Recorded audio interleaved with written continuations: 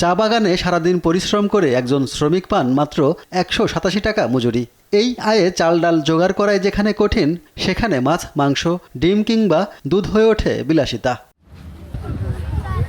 অন্যদিকে সন্তান জন্মের মাত্র 2 মাস পরই জীবিকার তাগিদে অনেক মাকে কাজে ফিরতে হয়। ফলে দীর্ঘ সময় মায়ের বুকের দুধ থেকেও বঞ্চিত হয় শিশু। তাই খাদ্য তালিকায় বৈচিত্র্যের অভাবে বাড়ছে খর্বকায়, শীর্ণকায় ও রক্ত স্বল্পতায় আক্রান্ত শিশুর সংখ্যা। সকালে 9টায় কাজে যায়, বিকালে 5টার সময় আয়। বাচ্চাকে ভালো মতন দুধ পিয়াইতে পারি না। জন্মের পরে বাচ্চারে ছাড়িয়া কাজে চলে যায়, দুধ পায় না, দুর্বল অসুখ হয়ে যায়। বুকর দুধ খাওয়াই বিকালবেলা, কিছু খায় না, বাচ্চার খাওয়াইতে পারি না। আমরা তো তৌফিক নাই যে কিছু কিনিয়া তারারে খাওয়াই না।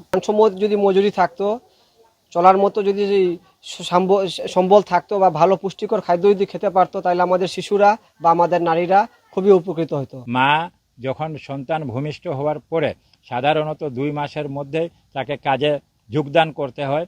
এর ফলে যে সেই শিশুকে উনি পর্যাপ্ত সময় দিতে পারে না। বিশেষজ্ঞরা বলছেন, স্বল্প মজুরি, স্বাস্থ্যসেবার সীমাবদ্ধতা ও মাতৃত্বকালীন সেবার ঘাটতির সবচেয়ে বড় প্রভাব পড়ছে শিশুদের ওপর।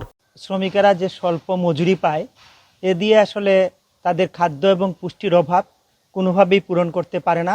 বিশেষ করে শিশুরা জন্মের পর থেকেই অপুষ্টির শিকার হয়। আমরা এটা চেষ্টা করতেছি, চা বাগানের যে স্বাস্থ্য ফেসিলিটিগুলা, ওইখানে আসলে লোকবলের বিরাট সংকট, তো ওরা আসলে সেইভাবে সার্ভিসটা দিতে পারে না। চা শ্রমিকদের দীর্ঘদিনের দারিদ্র্য দূর করতে বিশেষ উদ্যোগ ও সহায়তা প্রয়োজন বলছে উপজেলা প্রশাসন। জন্য উচিত একটি সমন্বিত পরিকল্পনা গ্রহণ করা। এছাড়াও কমিউনিটি পর্যায়ে উদ্যোগ নিয়ে কিভাবে এটাকে আরো বাস্তবায়ন করা যায় এবং পুষ্টি চাহিদাটা সম্পূর্ণ করা যায়, সে বিষয়ে আমার মনে হয় যে সংশ্লিষ্ট বিভাগেরও একটু নজর দেওয়া দরকার। চা বাগানের শিশুদের অপুষ্টি শুধু একটি স্বাস্থ্য সমস্যা নয়, এটি একটি প্রজন্মের ভবিষ্যতের প্রশ্ন বলছেন সচেতন নাগরিকরা। সুব্রত গাইন, নিউজ ডেস্ক, দেশ টিভি।